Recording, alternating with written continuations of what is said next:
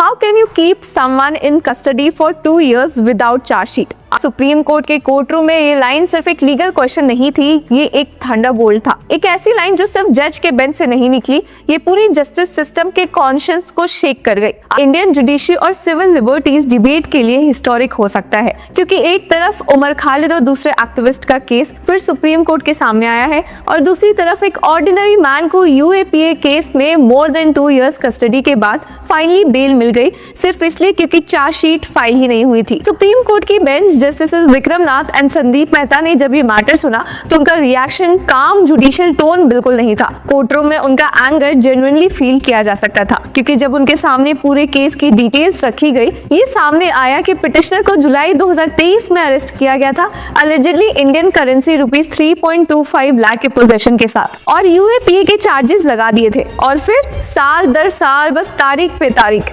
Investigation complete नहीं, chargesheet नहीं, और आदमी जेल में। ये सुनकर जस्टिस मेहता विजिबली डिस्टर्ब्ड लग रहे थे। उन्होंने डायरेक्ट असम पुलिस के काउंसिल से पूछा कि this is appalling, 2 years you are not filing charge sheet and man is in custody. You consider yourself to be a premier agency of the country. Imagine करिए कि देश के सबसे स्ट्रिक्ट एंटी टेरर लॉ के अंदर किसी को jail में रखा जाए इतने टाइम तक, बिना चार्जशीट, बिना ट्रायल। हम सब ने सुना है कि यूएपीए एक ड्रैकोनियन लॉ समझा जाता है, पर आज जब बेंच ने कहा, वो एक स्पाइन चिलिंग रियलिटी को हाईलाइट करता है। कोर्ट ने क्लियरली ऑब्जर्व किया कि under section 43D of UAPA, time for filing chargesheet may be extended by an express order of the court to a maximum of 180 days। और फिर bench ने एक डैमिंग कंक्लूजन दिया कि in the present case the custody of the petitioner has continued for more than 2 years and hence by no stretch of imagination can the same be said to be legal. ये word सिर्फ legal opinion नहीं, एक moral declaration थे कि state power unlimited नहीं होती।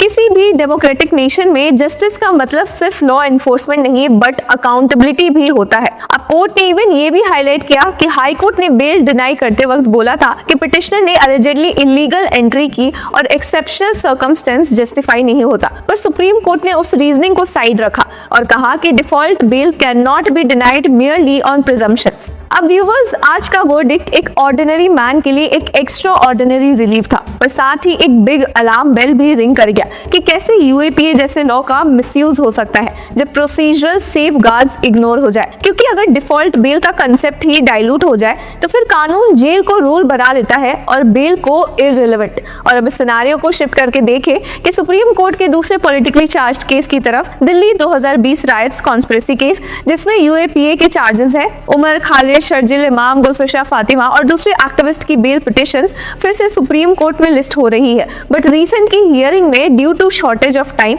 Arguments finish नहीं हो पाए। अब ये केस 5 साल से चल रहा है, 5 years, हाफ अ डिकेड। लोगों के सपने, करियर्स, पर्सनल लाइफ सब होल्ड पर रख दिए गए, और ट्रायल कब खत्म होगा इसकी कोई टाइमलाइन नहीं है। Supreme court bench of justices Arvind Kumar और एनवी अंजारिया ने स्ट्रिक्टली ऑर्डर दिया अपने लास्ट हियरिंग में कि lawyers representing the accused must conclude their oral arguments within 15 minutes each and ASG for Delhi police will have 30 minutes। और एक इंपॉर्टेंट वार्निंग भी, the rejoinder stage should not be treated as a fresh hearing. अब court ने एक और directive भी दिया था इसके साथ कि सारे पिटिशनर्स अपने permanent residential addresses court master को सबमिट करें। जब ये बोला क्या तो सीनियर एडवोकेट सिद्धार्थ दवे ने एक half humorous half painful tone में कहा था कि if you ask for present address it is Tihar jail.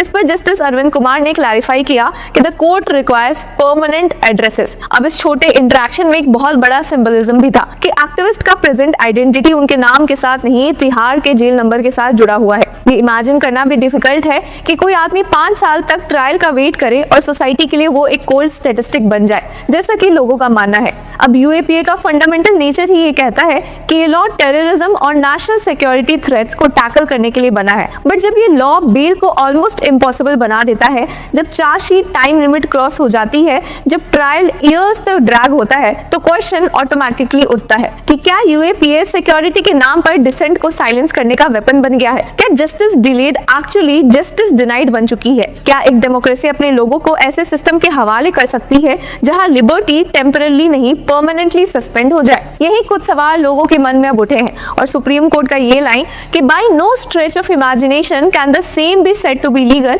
ये सिर्फ एक बेल ऑर्डर का नहीं था, ये एक कॉन्स्टिट्यूशनल रिमाइंडर था कि इंडिया अभी भी रूल ऑफ लॉ पर स्टैंड करता है, रूल ऑफ पुलिस फाइल्स पर नहीं। और जो लोग कहते हैं कि जुडिशरी वीक हो रही है, आज उनके लिए एक जवाब भी था कि सिस्टम स्लो हो सकता है बट जब अवेकन होता है तो इनविजिबल इनजस्टिस को स्पॉटलाइट में ले आता है। और अगर हम ये दोनों केसेस को एक फ्रेम में रख कर देखें तो एक अनकंफर्टेबल ट्रुथ सरफेस होता है। एक साइड एक अननोन मैन को सुप्रीम कोर्ट रेस्क्यू कर रहा है बिकॉज प्रोसीजर वायलेटेड, और दूसरी साइड नोन एक्टिविस्ट 5 साल से जेल में है with no clarity on when freedom मिलेगी।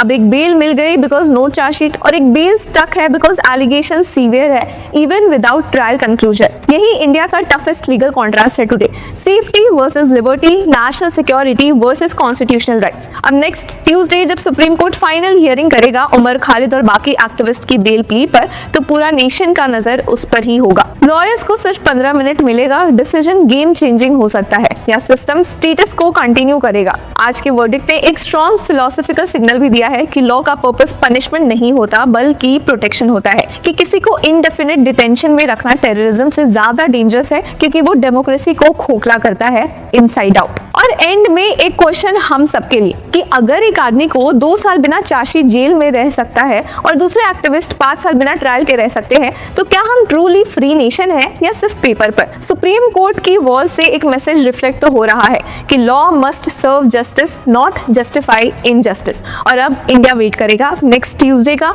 उमर खालिद की नेक्स्ट हियरिंग का। तो व्यूअर्स, इस पूरे मुद्दे पर आपकी क्या राय है? Do let us know in the comment section. Until then keep following law चक्र।